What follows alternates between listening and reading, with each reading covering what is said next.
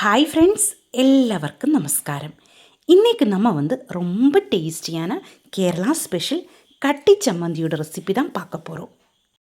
2 நாள் அப்படியே கெட்டு போகாமல் இருக்கிற இந்த சம்மந்தியோட டேஸ்ட் வேறு லெவலு தான். நம்ம சாப்பாட்டில் பிசைஞ்சு சாப்பிட்டுருந்தா சூப்பராக இருக்கும். நீங்கள் ஒரு தடவை இதே மாதிரி சம்மந்தி செஞ்சு சாப்பிட்டிங்கன்னா மறுபடியும் இதே மாதிரி செஞ்சு சாப்பிடுவாங்க. நம்ம லஞ்ச் பாக்ஸில் எடுத்துகிட்டு போகிறதுக்கு ஈஸியாக இருக்கும். எப்படி செய்யலான்னு பார்க்கலாம். பாருங்கள், நான் கொஞ்சம் சாப்பாடில் பிசைஞ்சு சாப்பிட போகிறேன். லஞ்சுக்காக ஒரு பப்பாளி பொரியலும் நான் எடுத்து வச்சுருக்கிறேன். இது நல்ல காம்பினேஷன் தான்.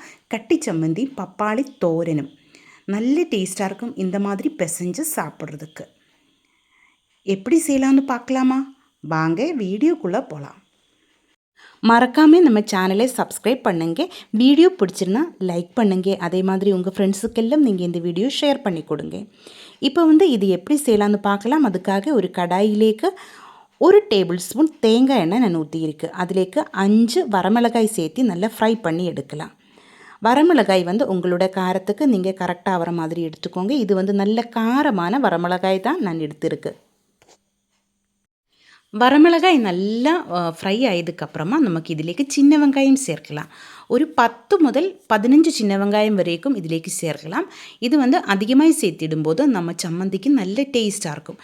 இதையும் நமக்கு ஃப்ரை பண்ணி எடுக்கலாம். அதுக்கப்புறமா 1 கப்பு தேங்காய், துருவன தேங்காய் நான் இதிலேக்கு சேர்த்திருக்கு. இதுவும் நமக்கு ஃப்ரை ஆக்கி எடுக்கலாம். தேங்காய் நல்லா ப்ரௌன் கலர் ஒன்றும் ஆக தேவையில்லை. ஓரளவுக்கு இது ஃப்ரை ஆகிருந்தால் போதும். இந்த மாதிரி செய்கிறதுனால தான் இது கெட்டு போகாமல் இருக்கிறது. இப்போ கறிவேப்பிலை நான் இதிலேக்கு சேர்த்திருக்கு. கறிவேப்பிலையும் சின்ன வெங்காயம் நம்ம சம்மந்தியில் அதிகமாக சேர்த்திடும்போது நல்ல டேஸ்ட்டாக இருக்கும். இப்போ ஒரு சின்ன பீஸ் இஞ்சி நான் இதிலேக்கு சேர்த்திருக்கு. இஞ்சியும் போட்டு இதே மாதிரி நல்லா ஃப்ரை ஆக்கி எடுக்கலாம். ஸ்டவ் மீடியம் ஃப்ளேமில் வச்சு தான் நான் இந்த தேங்காய் ஃப்ரை பண்ணிகிட்டே இருக்குது. இனி ஒரு சின்ன பீஸு புளி நான் இதிலேக்கு சேர்த்திருக்கு. இந்த புளிக்கு பதிலாக உங்களுக்கு மாங்காய் சின்னதாக கட் பண்ணி சேர்க்கலாம். இல்லாச்சா உங்களுக்கு நெல்லிக்காய் சேர்க்கலாம்.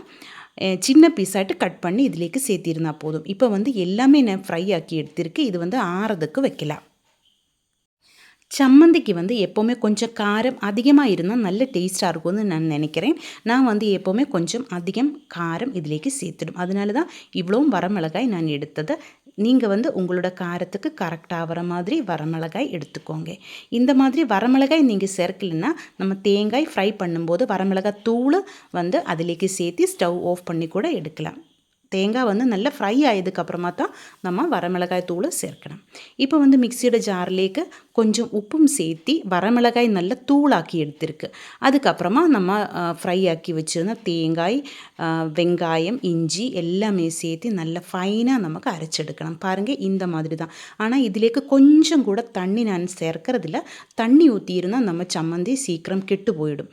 அதனால் நான் தண்ணி ஊற்றாமல் தான் இந்த சம்மந்தி அரைச்செடுத்திருக்கு. சின்ன வெங்காயம் சேர்த்தி இருக்கிறதுனால இதே மாதிரி நல்லா உருண்டை மாதிரி பிடிச்சி எடுக்கிறதுக்கு ஈஸியாக இருக்கும். பாருங்கள், இதே மாதிரி ஒரு தட்டில் வச்சு நல்லா ஷேப் ஆக்கி எடுத்துக்கோங்க.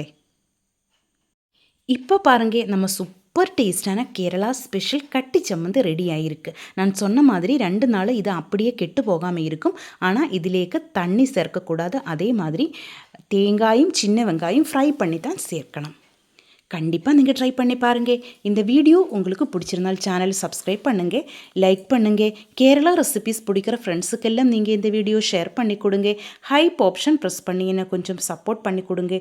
உங்களோட ஃபீட்பேக் கண்டிப்பாக நீங்கள் கமெண்ட்டில் எழுதி போடுங்க. தேங்க்யூ.